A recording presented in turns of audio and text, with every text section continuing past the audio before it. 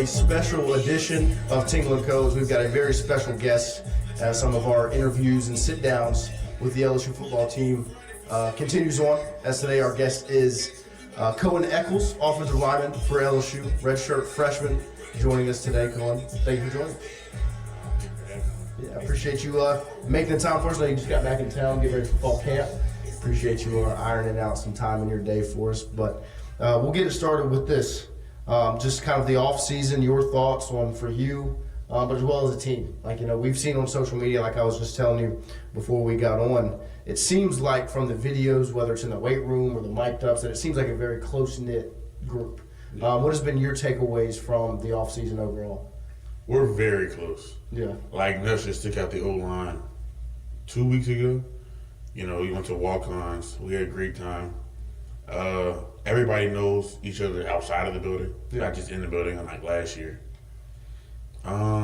This is definitely the best team that has been through LSU since 2019. Yeah, some of those player-led practices that y'all done, how have those gone? Oh, they've gone great. Yeah.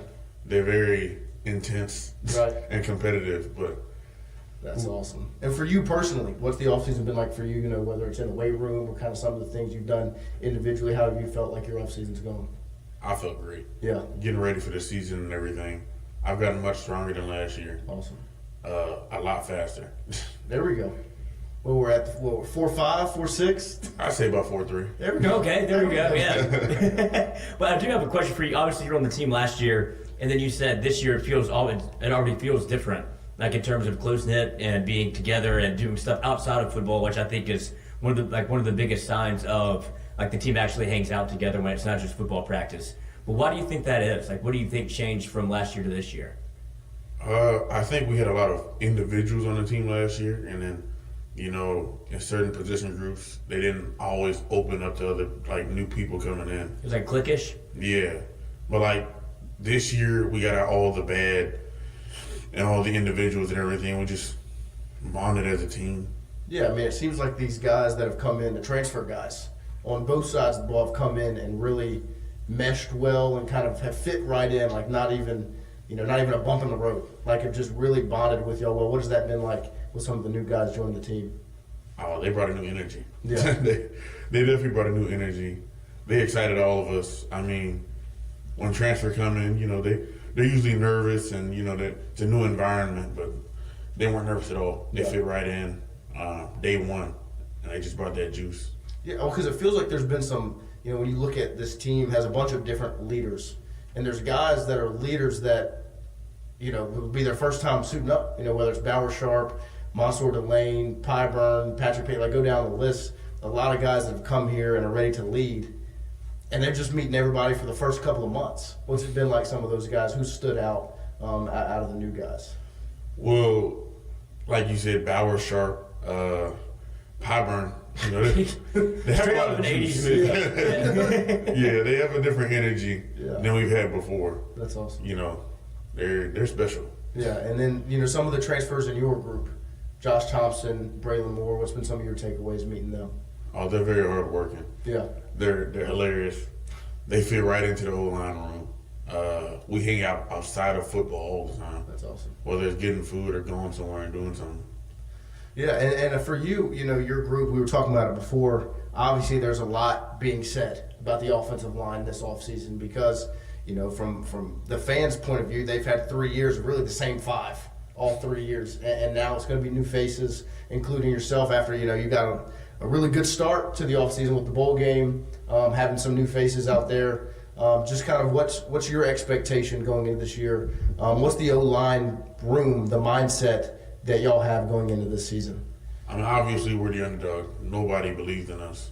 I mean, like, you can look at every top 10 chart in the country, in the world. We're not on a single one of those. But all that everybody doubts is we know that we can go get that Joe Moore and lead this team to a national championship. Yeah, because when you look at the offense, like that's where it starts. As people talk about the offense, you've got Nuss returning, they've added the skill guys. Everyone turns and looks at the offensive line. And so for y'all, what's y'all's focus as a group to really kind of, is y'all's mindset to prove everybody wrong? Like to go into Clemson on August 30th and make an announcement?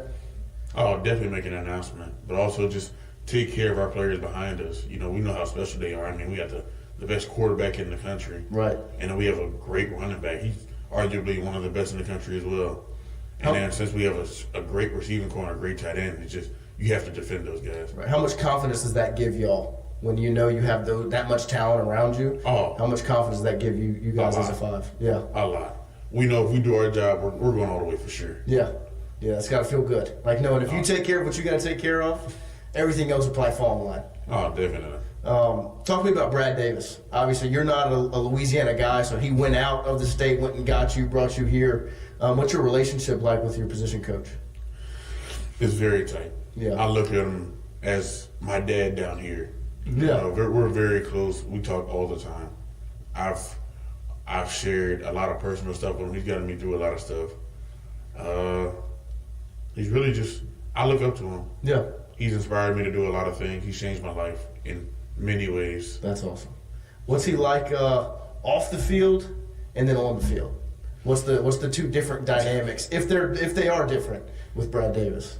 I mean, one, off the field, he's still your coach. Right. But he's a lot more energetic. Well, he's always energetic, but like not as strict. yelling. Yes, Yeah. right. That's the word. So go back to the bowl game. What was that like for you, getting to really get out there and put the uniform and play a good chunk of that football game, actually get to be out there with your guys and play the most that you played in your freshman season? It felt great. I was looking forward to that. The whole time I was preparing, I was like, man, I finally get to play. Yeah.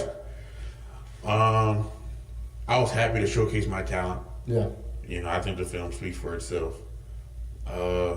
It's just a great feeling. I don't want to leave the football field. Yeah. That's awesome. So what are some of the things you're looking forward to personally this season going into 2025? Showing that I'm the best guard in the country. Yeah. So you were at right guard, left guard, or is it Right guard. Right guard.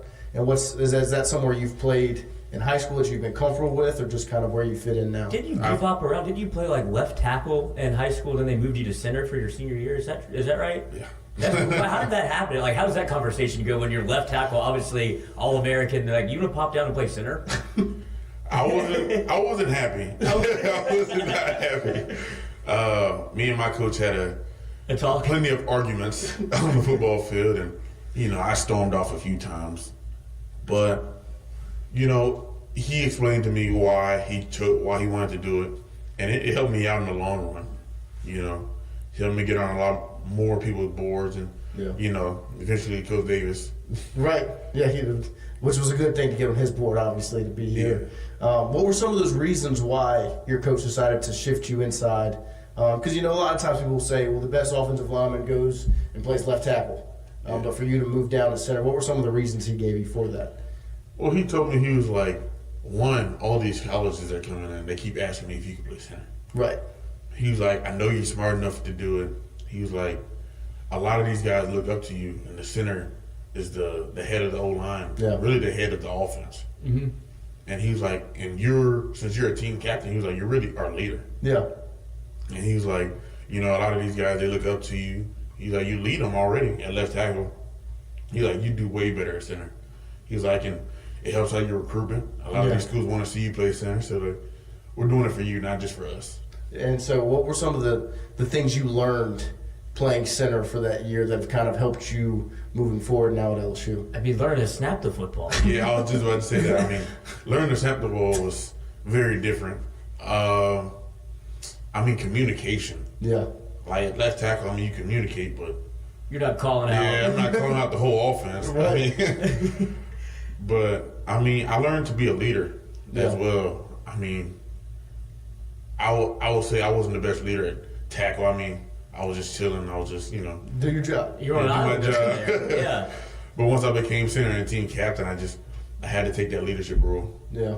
So when you look at this 2025 offense, when you think about the guys like we've talked about, what's a word you would use to describe the 2025 LSU offense? Crazy. We're crazy. Unbeatable. I know we're going undefeated this season. we're gonna make our fan base very proud. Yeah. They're gonna be very happy this season. The talk on social media is the speed this offense has. Is it real? Most definitely. Fastest receiver core we ever had. Yeah. Fastest O-line core. Nelson's pretty fast himself. I wouldn't say this is the fastest ever. I mean, we had Jay and David. Right. Not the fastest quarterback. Yeah, he has that arm though. He can run Yeah. too. And then the running back core, man. Right. Straight speedsters. I mean, Caden Durham, Harlem Berry, JT Lindsey. Yeah. And then when you look across the line of scrimmage, you look at the LSU defense. What would be your description there? Because obviously that's been one of the biggest talking points the last 4 years of LSU. It's had this roller coaster of defenses. Obviously 23 was pretty rough, but last year saw the improvement, and then expect to see a big jump into 2025. One of the best ever. Yeah. I already know after this season, after we win the national championship, the fans will be talking about this might be the best defense LSU's ever had. Yeah. And you can see that not just in practice, just like outside of practice in the weight room. Y'all see the videos. Of course. They're very hardworking. Yeah, and that was kind of when we went into the spring game this past spring, the defensive ends kind of stole the show and looked excellent, whether it was Relaford or Kalaj Cobbins or the transfers in Peyton, Pyburn. Talk about that group, the defensive end group. Man, they're always in the building, one of the last ones to leave. They work very hard. Like, every time I leave the building, I'm always seeing Gabe or one of them getting some work in. Yeah. And you can see how badly they want it. Yeah. They're very tight. They're pretty good at the end. Yeah. As you can see. And what's that like for y'all? Like getting to go up and practice against those guys defensively every single day, and same thing for them getting to go up and practice against y'all. It really feels like an iron sharpens iron deal, huh? Oh, definitely. When you practice against the best, you end up being the best. Right. And that's some of the recruiting pitch too, LSU, right? Yeah, that's exactly what they do. Brad Davis sat down and told you, hey, you want to be the best, you get to go practice against the best. Yeah. Give me a Brad Davis story. What's one that stands out to you in your time so far at LSU that really encapsulates Brad Davis as your position coach? A Brad Davis story. It's hard because you just put me on the spot. Give me the let's go recruiting pitch, because you were obviously committed to A&M, Texas A&M, while I think it was under Jimbo. Then he gets fired, then your recruitment opens back up. Yeah. I'd imagine Brad Davis was pretty quick to get you through the door. Oh, definitely. One, he was definitely mad that I chose A&M. Yeah. He was like, you told me that you were gonna wait till fall to come visit us, come for a game, and all of a sudden you just committed to A&M. I was like, I got Things happen. Yeah, things happen. It was fast. Yeah, it was definitely fast, but he was very excited to get me on campus. He showed me around personally. He impressed my mom. Yeah. Even though she yelled at him over the phone before recruitment. Which was How so? it was hilarious. She misinterpreted one of the things he said. Oh. And she went off. Let him have it. And I couldn't say nothing. I'm just sitting there like, okay, well, I'll tell her after. So what was your first impression of LSU? Like when you got to campus, and whether it was, did you go for a game visit or just getting on campus? What was it like? I was here during their week of bowl prep. Okay. Before they went off for Christmas break. And man, just practice. I went to their practice and I was like, wow, very energetic. They're sitting there they're locked in, but they're also joking around at the same time. Right. I've never seen that in practice before. And you have leaders. Yeah. That's what he's always looking for. He's told me since I was recruited, he's like, he wants me to be a leader of the O-line. I haven't fully filled that role, but I'm looking forward to. But man, he's different. Yeah. You see all these coaches. Some coaches want to be best friends with their O-line. Some of them just always yelling for no reason. Mm-hmm. He's like both. I mean, he always has a reason to yell, but he's like a dad and a coach at the same time. Yeah. Well, that's where this man lives. Whenever we go to practice, he sprints down Trench the work. trenches. That's all he wants. Like everybody else, like whatever. You go first couple of practice, everybody wants to go see the skill position groups. He's like, I know where the game's won and lost. Yes. And so he's always down there. So he's seen Coach Davis put some words out that we occasionally catch on the audio. We're like, oh, we might have to bleep this. Yeah. It's just a string of like. I didn't even know you could put those words together. I was very shocked when I got here. Like I was told in my recruitment, they were like, "You're going to hear a lot of things you never heard before." Yeah. They weren't mine. And then, last season, obviously, like we said, it's going to be some new phase on the line this year. Last year, that offensive line had a whole lot of NFL talent on it. Talk about those guys and kind of being able to learn behind them and what that means for you moving forward. Well, one, those guys took me under their wing, each individually. Will encouraged me to be here. Yeah. And when I got here, he was like an older brother to me. I mean, he always helped me. No matter what time in the day, he wanted me to be great. Yeah. Deli, he taught me the offense, like in a day. I don't know how he did it. He just simplified it down, and I just learned it like that. I was like, wow. EJ, he taught me work ethic. Yeah. I mean, the juice he had every day, I didn't know how he did it. And he encouraged me to be better. And then Miles Frazier, he was just, man, I look up to Miles. He helped me through a lot. He taught me the offense as well. He taught me work ethic, especially during the bowl week. He taught me a way different way of football. Yeah. The preparation that goes into it, and like the speed of the game is way different. I never really played in a game, and him preparing me for that, I really look up to Miles. The thing with the LSU is it really before Kelly got here, like the position group that had the biggest question mark going into Kelly getting here was the offensive line. There were some rough years prior to Kelly getting here. Now it feels like it's turned into like an offensive line factory. Yeah. Like Brad Davis is recruiting at such a high level, and then obviously last year getting these guys drafted. What does it mean to be a part of the offensive line at LSU? Well, one, we call ourselves the Bomb Squad. Yeah. Because we blown up shit. But it's great. Yeah. We have this high expectation every year. Everybody always expects us to be the best in the country, and which we will be the best in the country. Because before Brad Davis, Coach Davis, it was, it was always questionable. Like, we don't know. Hopefully the quarterback doesn't get hit this play. Right. Hopefully there's not a tackle for loss. Like, now it's like, we're not going to let that happen. Yeah. Like, we're going to take care of Nuss. Nuss is going to be a Heisman. And we're going to win a national championship with this O-line and this team. What does, y'all's relationship with Nussmeier, what does he mean to y'all? Obviously, like, that's a bond that's special on a team. The offensive line and the quarterback, that's a tight group. And at least you want it to be. What's that relationship like between all of y'all? Oh, it's very tight. He's always having us over. He invites us to his house to get food. Even when we're inside the building, he wants to hang out with us. Yeah. Always just, even if it's just a simple dap up the whole line, he'll come in our film room, come share a few words. He's going to be one of the greatest to ever come to LSU. Yeah. And you're going to see him on every billboard, every news outlet, Garrett Nussmeier.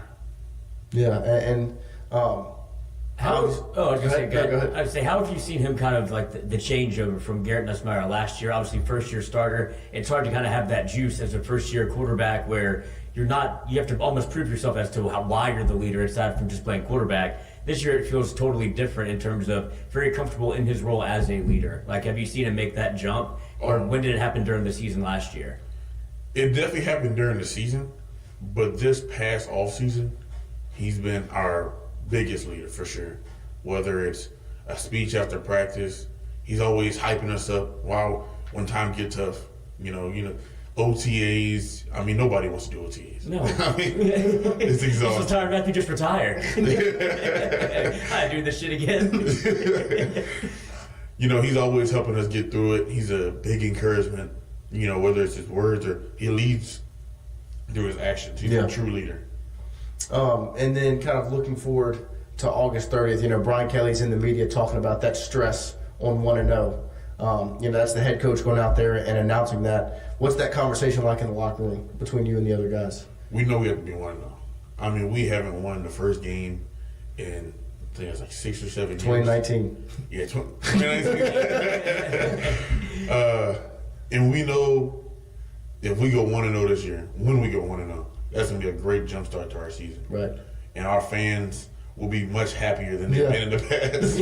And they can give us a break. There you go. On that. I think that would be like you talk about national championship, best team ever, all these parallels, like that would be a great parallel to draw immediately. And 2019, 1-0, 2025, 1-0. Like that'd be a great way to start, because at some point, I think there's a lot of LSU fans that are kind of waiting to see what happens week 1, to see if they're fully on board. And like that doesn't happen at LSU very often, where like they'll always be there, but it feels like if you win week 1, this thing's going to be a totally different animal. Oh, definitely. It's going to bring the juice for the rest of the season.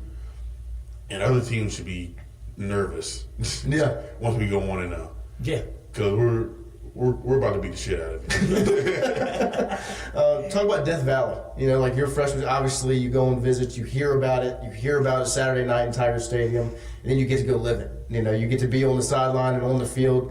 Like the Ole Miss game last year was like the epitome of it. Like that's that's Saturday night in Death Valley. Talk about your first year getting to experience that. Man, one, just walking down the tunnel, you just hear the band going, the fans cheering. And in my first encounter at the stadium, it was unbelievable. Yeah. Like, I had never seen anything like it. And being a part of it, it was like, I'm going to be playing here. Yeah. Saturday night, like, this is crazy. It's like pre-workout almost. Like you hear the fans, like you're ready to go. Like, you're in the locker room, you can hear them. It's like, oh, shoot. Like, this is real. Yeah. And then kind of, you know, when does y'all's, you know, we talk about going 1-0. How long have y'all already been kind of getting ready for that from kind of not as much of a scheme standpoint, but looking at Clemson and kind of seeing what they have and scouting almost? Like, how long has that kind of been on y'all's mind? That's been on my mind since spring. Yeah. It's always, we really started bowl week. Yeah. 1-0. It doesn't matter who the opponent is, 1-0. Every week we're going 1-0. There's no two, just 1-0. We're focused on winning every game. Yeah. Every week we restart our mindset, restart our everything. Because we know if we focus on each week individually, we'll be the best team in the country. Yeah, and when we talked about those transfers, like, to me, the reason they've stepped in and meshed so well and led the way they have, because they've got the same mindset that y'all got. Like, they came here for a reason. Yeah. Like, they came here to go 1-0 15 times and win a national championship. Yeah. And y'all can feel that, right? Definitely. Like I said, Bauer and Piper, they definitely stand out. You're going to see them during practice.